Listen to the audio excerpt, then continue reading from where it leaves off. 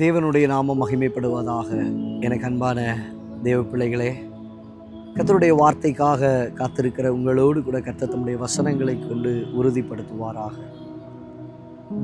இங்கே நாம் வாசிக்கும் பொழுது ஏசாயா எழுதின தீர்க்க தரிசனத்தின் புத்தகம் 48ஆம் அதிகாரம் 14வது வசனத்திலே நாம் வாசிக்கிறோம், நீங்கள் எல்லோரும் கூடி வந்து கேளுங்கள், கர்த்தருக்கு பிரியமானவன் அவருக்கு சித்தமானதை பாபிலோனில் செய்வான் என்பதே.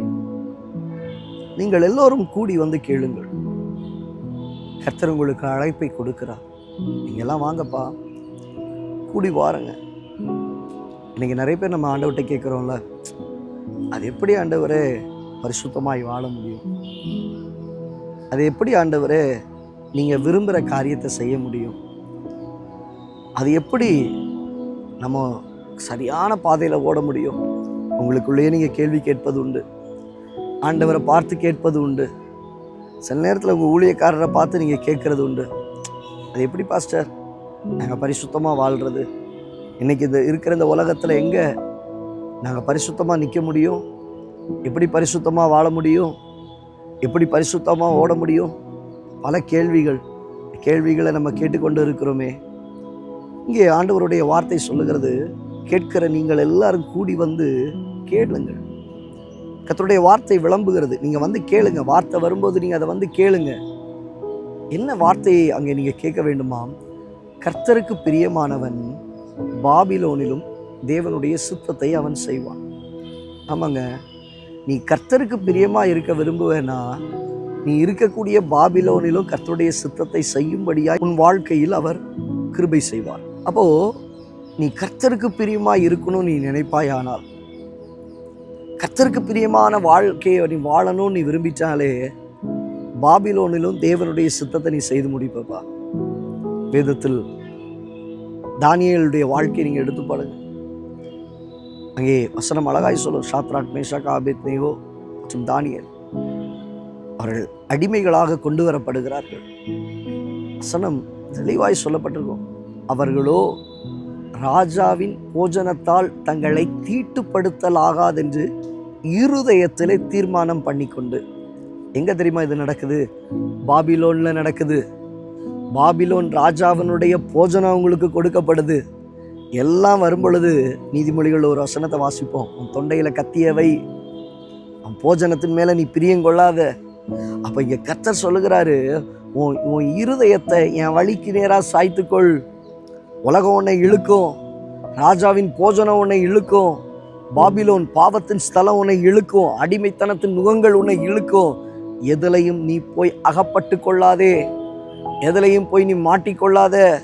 பாபிலோனின் அனுபவங்கள் காணப்பட்டாலும், இந்த உலகத்துல நீ காணப்பட்டாலும், நீ கர்த்தருக்கு பிரியமானவனாய் இருப்பாயானால் தேவனுடைய சித்தத்தை செய்யும்படியாய் நீ உன் வாழ்க்கையை மாற்றிக்கொள்வாய். ஒரு தகப்பன் இருக்கிறாரு, அந்த தகப்பனுக்கு ஒரு நல்ல பிள்ளை இருக்கு. அந்த பிள்ளை தான் தகப்பன் சொல்றத எல்லாவற்றையும் கேட்டுக்கிட்டே இருக்குது. அப்போ அந்த தகப்பன் மேல அன்பு இருக்கிறதுனால அந்த பிள்ளை சொல்றதெல்லாம் கேட்குது. இப்போ தகப்பன் மேல அன்பு இருக்கு, இன்னைக்கு அந்த தகப்பன் அந்த இடத்துல இல்லை, அவர் வெளியூருக்கு போயிருக்கிறாரு. ஆனாலும் இந்த பிள்ளை என்ன செய்யும் அப்படின்னா, என் தகப்பன் சொல்லி இருக்கிறாரே, இந்த தவறை நான் செய்ய மாட்டேன், இந்த வழியில நான் போக மாட்டேன், இந்த காரியத்தை மாத்திரம் தான் செய்வேன். எப்போ தெரியுமா? அந்த தகப்பன் மேல உண்மையான அன்பு அந்த பிள்ளைக்குள்ள இருக்கும் அப்படின்னா அந்த தவறுக்கு நேராய் போகாது. தகப்பன் சொன்னதை கேட்டு நடக்கக்கூடிய அந்த இருதயம் அந்த பிள்ளைக்குள்ள இருக்கும். அதே போலதாங்க கர்த்தருக்கு பிரியமானவனும் இருப்பான், தேவனுக்கு பிரியமான ஜனமும் இருப்பான். என் அப்பா சொல்லி இருக்கிறாரு, என் அப்பாவுக்கு நான் பிரியமா இருக்கணும்.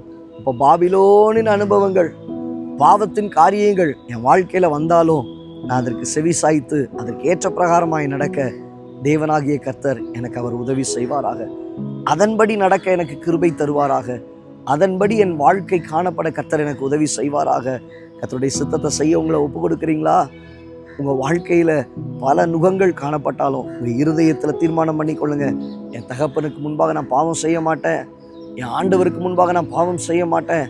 அவர் என்ன விரும்புகிறாரோ, அவர் என்ன சொல்லுகிறாரோ அதற்கு செவி சாய்த்து அதன்படி நடக்க, அதன்படி வாழ என் வாழ்க்கையை நான் ஒப்பு கொடுக்கிறேன். ஆண்டவரே, பாபிலோனிலும் தேவனுடைய சித்தத்தை செய்யும்படியான கிருபைகளை தேவனாகிய கர்த்தர் உங்களுக்கு தருவாராக. கண்களை மூடி ஜெபிக்கலாமா?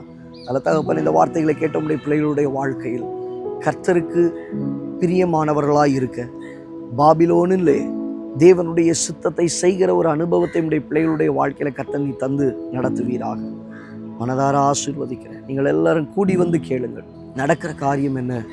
உடைய வாழ்க்கையில் கர்த்தருக்கு பிரியமானவன் பாபிலோனிலும் தேவனுடைய சித்தத்தை செய்வான் என்கிற அந்த அனுபவம் பிள்ளைகளுடைய வாழ்க்கையில் உண்டாக கர்த்தருக்கு ஏற்ற பிரகாரமாய் நடக்க உதவி செய்யும். தாழ்த்தி அர்ப்பணிக்கிறோம் இயேசுவின் நாமத்தில் பிதாவே.